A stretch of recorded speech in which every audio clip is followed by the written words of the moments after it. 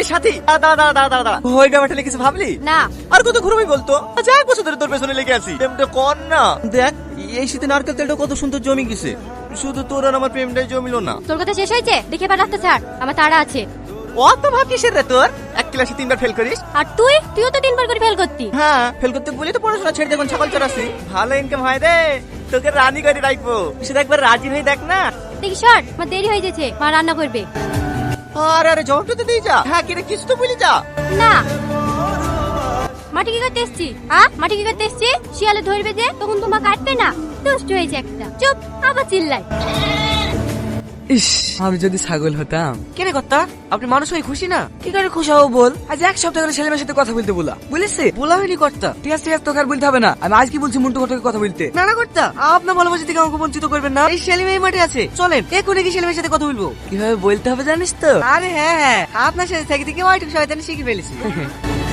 হ্যাঁ দেখো তুমি জামাই জমিতে 3 রাত ভূতের মতন খাটবা, জামাই দেখি খারাপ লাগবে না? মানে আরে তোমার মেয়ে সাথী কর্তার বিশাল পছন্দ মানে ছেলে তো বয়স খুব বেশি হলে 10 থেকে 12 বছর, কার সাথে বিয়ে দেবে? চুপ ছেলে লেগে বিয়ে দেখতে যাবে কেনে? কর্তার লেগে। এই বুড়ো বয়সে কত আবার বিয়ে করবে? বুড়ো কোথায়, তুমি ওর আধার কার্ডে বয়স দেখলে বিশ্বাসই করতে পারবে না। মাত্র 42 বছর বয়স।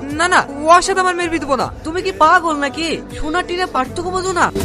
তোমার 7 গোষ্ঠীর কপাল ভালো যে তোমার মেয়ের সাথে কর্তা বিয়ে করতে চাইছে। কিন্তু তুমি একবার ভালো করে ভেবে দেখো, তিনি কর্তার সাথে যদি তোমার মেয়ের বিয়ে হয় তোমাকে আর কাজ করতে হবে নাকি? ঠ্যাঙ্গের উপর ঠ্যাং তুলিতে শুধু বসে বসে খাবা। আর গ্রামের লোকের কাছে কত সম্মান পাবা জানো? সবাই বলবে জমিদারের শ্বশুর। সবই ঠিক আছে, কিন্তু সাথে ওই বুড়োকে বিয়ে করতে রাজি হবে নাকি? আর চুপ, আবার বুড়ো বলে এসব কথা জামা শুনতে পারলে কি ভাবে বলতিনি? দেখো আমার বলা কর্তা আমি বললো, মেয়েকে বুঝি দেখো রাজি করতে পারো কি, আর না বলে কাল থেকে জমিতে আসো না। আরে ঠিক আছে, এইসব কথা যেন কি করতে হবে বলো না, আমি যেভাবে হোক বুড়িকে রাজি করছি। ঠিক আছে।